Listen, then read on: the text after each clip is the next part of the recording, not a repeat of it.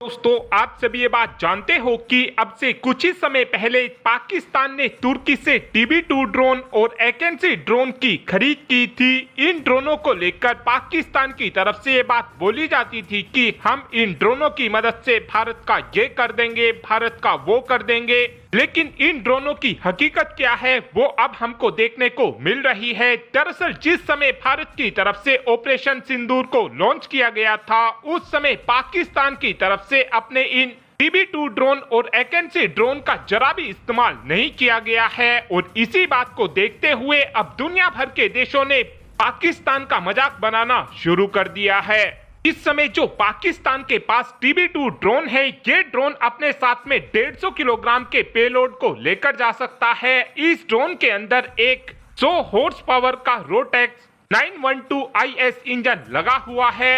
इस ड्रोन के अंदर 300 लीटर फ्यूल को कैरी किया जा सकता है। TB2 ड्रोन की स्पीड की बात की जाए तो इस ड्रोन की रफ्तार 222 किलोमीटर प्रति घंटा है और ये ड्रोन हवा में अपनी पोजीशन को 130 किलोमीटर प्रति घंटा की रफ्तार से बदल सकता है। इस ड्रोन को 25,000 फीट की ऊंचाई पर उड़ाया जा सकता है और इस ड्रोन का जो एंड्योरेंस टाइम है, यानी कि इस ड्रोन की उड़ान भरने की क्षमता 27 घंटों की है। इस ड्रोन के अंदर 4 हार्ड पॉइंट लगे हुए हैं, जिनके अंदर हम laser guided bomb, smart bomb, anti tank मिसाइलों को कैरी कर सकते हैं। साथ में जो पाकिस्तान की तरफ से तुर्की से AKC ड्रोन की खरीद की गई है, ये एक high altitude long endurance drone है। इस ड्रोन की रफ्तार की बात की जाए तो इस ड्रोन की रफ्तार 331 किलोमीटर प्रति घंटा है। क्रूज स्पीड यानी कि ये ड्रोन कितनी तेजी से हवा में अपनी पोजीशन बदल सकता है, तो ये ड्रोन 280 किलोमीटर प्रति घंटा की रफ्तार से हवा में अपनी पोजीशन को चेंज कर सकता है। रेंज इस ड्रोन की 7500 किलोमीटर बताई जाती है।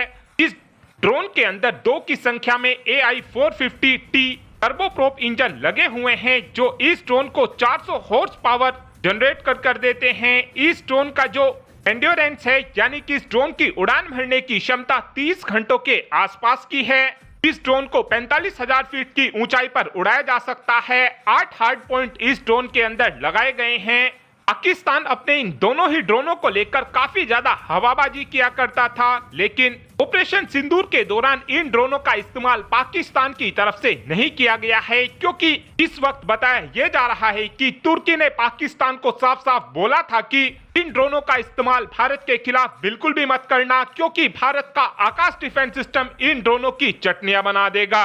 वहीं पर दूसरी तरफ देखा जाए तो भारत ने ऑपरेशन सिंदूर के दौरान अपने हेरन TP ड्रोन का खूब दबाकर इस्तेमाल किया है और भारत की तरफ से जो स्ट्राइक की गई है उसकी फुटेज भी हमको हमारे हेरन TP ड्रोन ने ही ला कर दी है। प्रेस ब्रीफिंग के दौरान आप जो इमेज देख रहे थे, उसमें से बहुत सी इमेज तो ऐसी थी जो हमारे हेरन TP ड्रोन ने ली थी। साथ में आपको ये भी बता दें कि पाकिस्तान की तरफ से ये बात बोली जाती थी कि साउथ एशिया में हमारे पास सबसे बड़ी UCAV की फ्लीट मौजूद है और इसी बात को लेकर अब दुनिया भर के देशों की तरफ से पाकिस्तान का खूब दबाकर मजाक बनाया जा रहा है। साथ में आपको ये भी बता दें कि तुर्की की तरफ से पाकिस्तान की मदद करने के लिए जो ड्रोन भेजे गए थे, इन ड्रोनों को ऑपरेट करने के लिए तुर्की की तरफ से अपने कुछ ऑपरेटर भी पाकिस्तान के अंदर भेजे गए थे, ताकि तुर्की के ऑपरेटर भारत के खिलाफ इन ड्रोनों का ठीक से इस्तेमाल कर सकें। लेकिन अब बताया यह जा रहा है कि भारत की एयर स्ट्राइक के दौरान तुर्की के उन ऑपरेटर की भी जान चली गई है जिनको पाकिस्तान में भेजा गया था।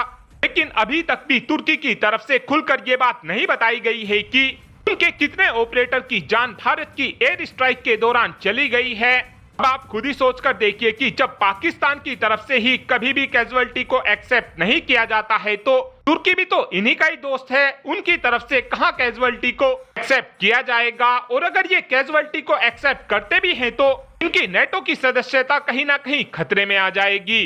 इसीलिए इस समय तुर्की की तरफ से अपनी कैजुअलिटी को छुपाने की लगातार कोशिश की जा रही है।